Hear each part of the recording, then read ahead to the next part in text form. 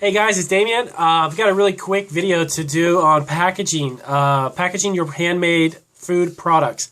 Again, real quick rundown. I've worked in retail for close to 20 years. I have a candy business now that my wife and I operate. We offer over 500 items, which creates a challenge when it comes to packaging those items. Most of what we sell is candy, and each one varies in size and shape. We have truffles, we have brittle. We do cake balls, cakes and buns. We sell through Etsy. We sell through Amazon. We sell through eBay, Bonanza, and our own company website. We ship to about 16 countries so far around the world. And we've started off as a small family business at home, and we've now transitioned into a large facility, a 2,000 square foot commercial kitchen, and we are growing still. So we sell through retailers. We also have our products in markets in the area as well as across the country. And we do wholesaling, we do some private labeling, and we do our own products. So you have a product that is handmade food products. So you want to figure out the best way to package it. Now, I can only speak from my own experience. And what I would say is, depending on the product, if it can be bagged, try to get it in a bag that is waterproof, that is resistant to oxygen and air, something that is of a 5 mil thickness. What that is F5, the number 5, and then MIL, 5 mil thickness is what we use for all of our snacks. It is a commercial grade thick plastic. You can actually find it on Uline, uline.com. which is just the letter U, and then the word line.com. They have those bags. Here is one of those bags that we use for our candies, our brittles, and our hard candies. And the reason why I wanted to show you this, it seems kind of elemental, but this is the type of bag that we use for snacks and products of candy sorts. This can keep out any type of humidity, moisture, and air when it comes to doing candies and such. Okay, so these are the types of bags. I went over and got a bag really quick to show you. These are this is how our retail packaging for our brittle looks. We have this. It's heat sealed on the top. It's a candy product. It's a brittle. But we also do hard candies, chocolates, truffles. A lot of that goes into these types of bags. This is a specific type of bag. And the reason why I recommend using these is because, as I just mentioned, it keeps out moisture, humidity, and other elements that could ruin the quality of the candy. If you're not in a position to have a facility that's big, that has huge manufacturing machinery, and you're doing stuff by hand still, all of our stuff is done by hand. We heat seal it. We have a heat sealer here in our facility, but we aren't an enormous conglomerate, big commercialized facility just yet. So this is how we do our packaging. So anything that's lightweight that can be put in these, I would recommend these. And again, you can get them on uline.com.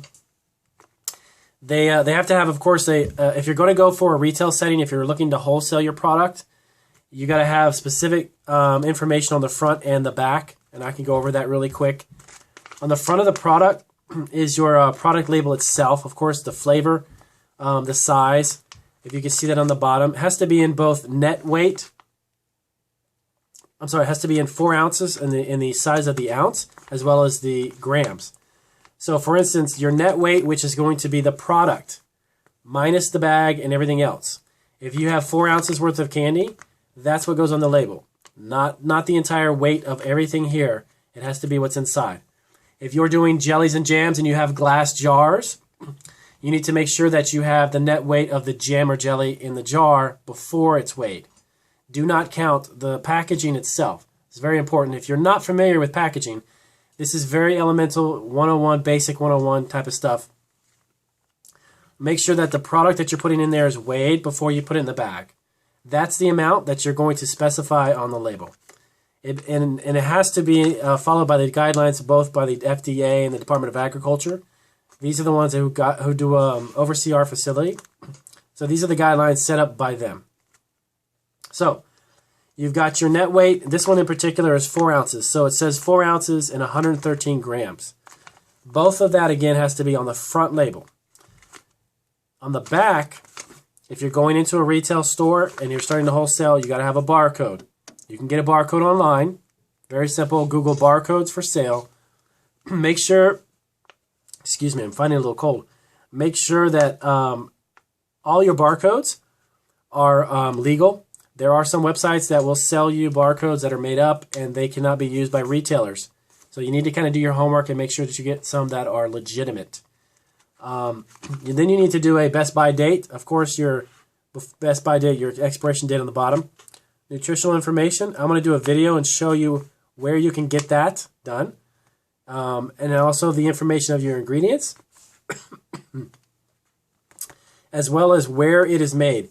The address of your facility, where you actually make it and ship it from, needs to be present on the label. If there's ever an issue, they need to find out what's going on. That is actually going to allow them to go back to a facility, your place, and find out where the origin of that product was. And of course, on the top, this is not necessary, but if you're a family-run business, there's a lot of people who enjoy hearing little stories about how you get started or how you make what you make. We have a little about 4 or 5 sentences on the top.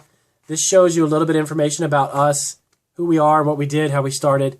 And customers like to read stuff like that. And it's pretty cool. You know, people like to read about success stories of small businesses and all that good stuff. On the bottom, one last thing, which is super, super important, allergen warning.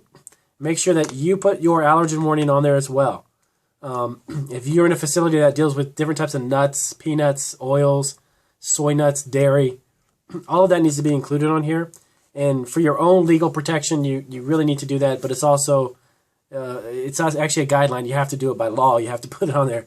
But it's also going to protect you legally. In case someone eats something from here, they enjoy the candy, but then you've got some traces of peanuts and they get an allergic reaction, not going to be good for you.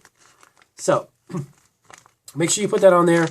That's pretty much a set ready to go retail package. It's very simple. It's just one of our products out of the 500 that we make, and also very lightweight. You don't want to add a lot of weight to your packaging because when you start to ship 500 bags, 500 cases, it all adds up. Something lightweight is the best. When it comes to something that has to be put into glass jars, you may want to max out your cases at 12 units just for stability reasons. Where you're dealing with shipping glass products, you want to limit the amount that you have in a case. Trust me. It's very easy to have those broken in transit. And if you actually work through a distributor who's going to buy from you and then sell to a retailer, there's going to be a lot of hands touching that product. So the chances of something being dropped and broken, pretty high. Trust me. I've seen it in retail and cases of product that are just ruined because they're too big. So keep that in mind. If you have any other questions, I'm going to do some videos on the labeling, specifically more about the label itself and the nutritional information, specifically also for companies who are just starting. If this is all new to you and you're not familiar with what you need to do, but you have a great product that you want to get out there, I'll have a lot of videos on showing you how to do that. So subscribe to our channel. If you have any questions, you can ask down below, and I will be happy to help you out. Thanks, guys.